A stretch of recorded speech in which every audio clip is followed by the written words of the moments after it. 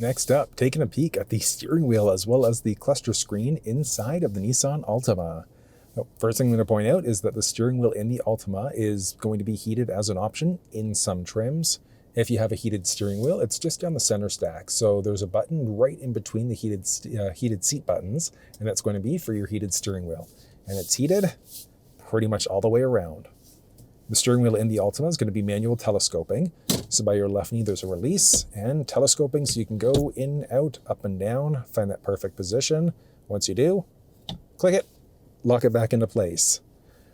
You're going to have a few different turn stocks. So the one on the left-hand side is going to be for your lights, so you can change yourself into different modes. Generally recommend keeping yourself in auto mode, unless you want your high beams locked out permanently.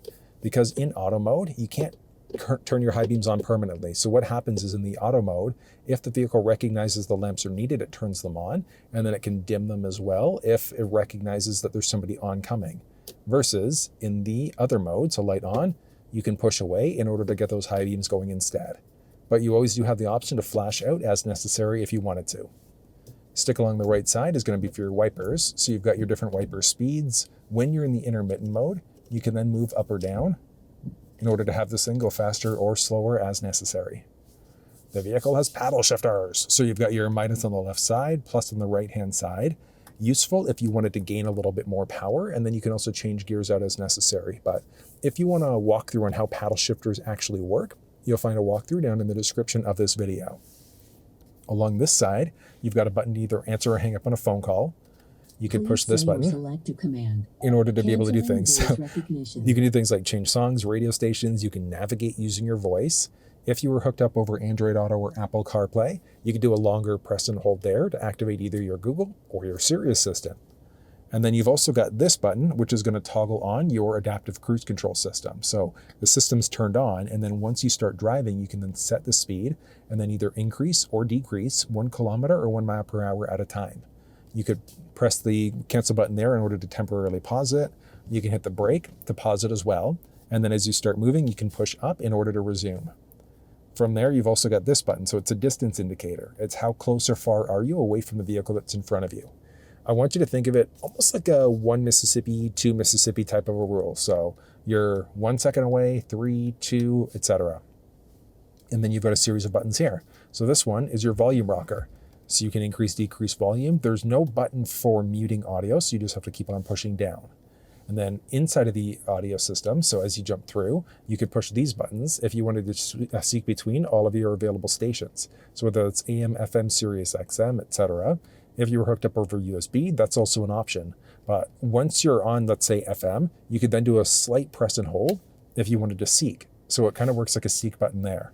But honestly, your best bet is just pushing this button in order to change stations using your voice instead.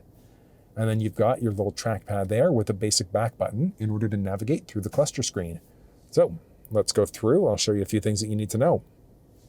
So the cluster screen, I guess first thing is that down the middle there, so bottom left side, you can also increase or decrease the brightness of the screen if you wanted to.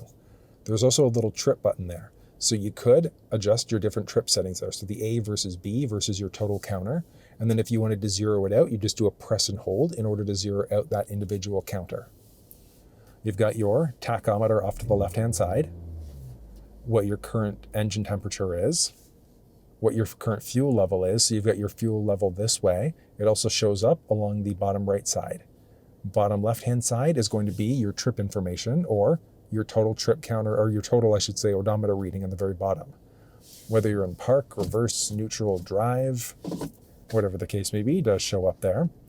Along the very top, if you've got your adaptive cruise control system turned on, you can see there, you've got your warning letting you know that it's come on, but it doesn't actually activate until you start driving. The system's turned on, and then you'll notice that some of these things go green. So the steering wheel, that essentially is going to keep you perfectly balanced in your lane. It's not a full self-driving car though. So it's got the adaptive cruise, and it does have a lane steering assist as well. So it keeps you fairly balanced, but you still do have to keep your hands on the wheel. As I said, not fully self-driving. But if you actually want to know how the system works in person and actually see it in action, you'll find a video down in the description of this video explaining the process, but very straightforward. And then you've got a directional pad there to move between so many options. So you've got a few different looks and layouts there. So you can see what's currently going on with direction and speed. And then you've also got your digital speed there, and then your average speed. So if you were driving for quite a bit, you might see that this is 50, 60, 100, whatever the case may be. You can push and hold OK if you wanted to recenter it out again. Shooting across to your average fuel economy, I'm just sitting here and it's been reset, which is why it's showing 0 there.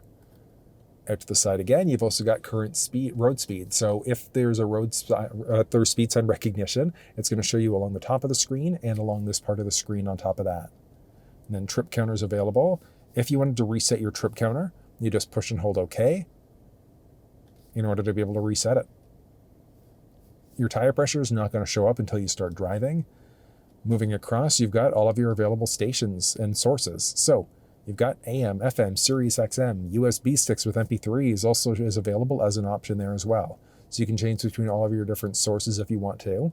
And then I did mention, so if you're on any of these sources, you can then just push and hold if you wanted to be able to seek out to any of your different songs, presets, whatever the case may be. Next up is going to be just a basic mode. So you've also got turn-by-turn directions that are available. So it's not full map and cluster inside of the vehicle, but you still do have the direction pad that's available, strictly when using factory navigation. And then I think that was it. Yeah, and then your basic safety settings. So obviously if that one was turned off, you'll see these things are deactivated, but you'll still get some warnings. So as you go through different things, so as we see here, so you've got lane versus blind spot versus emergency braking. So if you start to veer over into another lane without signaling, it can warn you, it can prevent you by nudging you back into your lane, and you'll get a little bit of haptic feedback when that happens.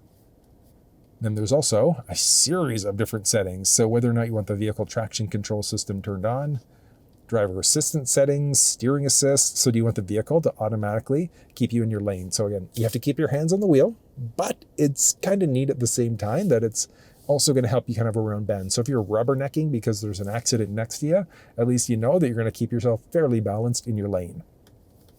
Vehicle braking for front and rear. So if a pedestrian jumps in front of the car, the vehicle can slam on the brakes, or if somebody slams on their brakes, or if you're backing up and there's something behind you, it can automatically brake for you as well.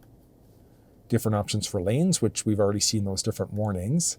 The blind spot system's a neat one. I always recommend keeping this one on, but the blind spot system is actually right there. So if somebody's in the left or right side in your blind spot, that's going to highlight on either side to let you know that somebody's entered your blind spot. So very good from a basic safety perspective. And then how bright do you want it to be? Speed sign, do you want that showing? Yay or nay? Parking aids, do you want the parking aid to actually be there? Yes or no? So that's the beeping that you get as you back up. And then there's also distance indicator. The other one is going to be volume. So as you go to back up, the beeping can get pretty loud. So I recommend normally keeping that on low instead. Rear cross traffic alert as you're backing up. If somebody's coming perpendicular, so from the left or right, it's going to let you know of a potential collision. If you start to veer over too many times without signaling, eventually it's going to tell you that you should probably take a break. And then just basic alerts and TPMS settings. So for your tire pressure, do you want to be in PSI, KPA, or bar? And then you've got options for your clock. So you can see along the very bottom that the set clock manually is grayed out, and that's because the clock mode is in time zone. So if you're in time zone or auto, the vehicle determines what time it is. But if you're in manual mode, then you've got the flexibility of manually setting the clock there instead if you wanted to set it yourself. I typically recommend keeping yourself in the auto mode because it's automatically going to figure out where you are. But you also have the flexibility by time zone locking yourself out. So if you're kind of straddling a time zone, you can permanently lock it to any of the available time zones as well. It's pretty useful. And then do you want to be in that military time instead? So 12, 24-hour mode. And then do you want to have daylight savings time taken into account? Vehicle settings for lighting. Let's see, auto lamp delay would be the big one there. So when you go to lock the vehicle, do the lamps just turn off or do they stay on for up to 3 minutes? So you've got options. I normally just recommend 30 seconds, but that's a matter of preference. And then for your headlight, do you want the lights to come on automatically? Yay, nay. When do you want them on? Nothing overly exciting there. For your turn indicator, I normally just recommend 3. So it'll stop after 3 turns. Different options for locking.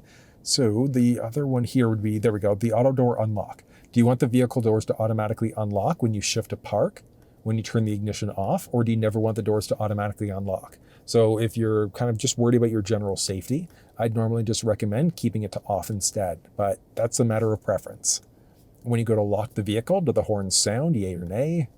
Wipers, speed dependent, so as you're going faster, it's automatically going to increase the wiper speed for you.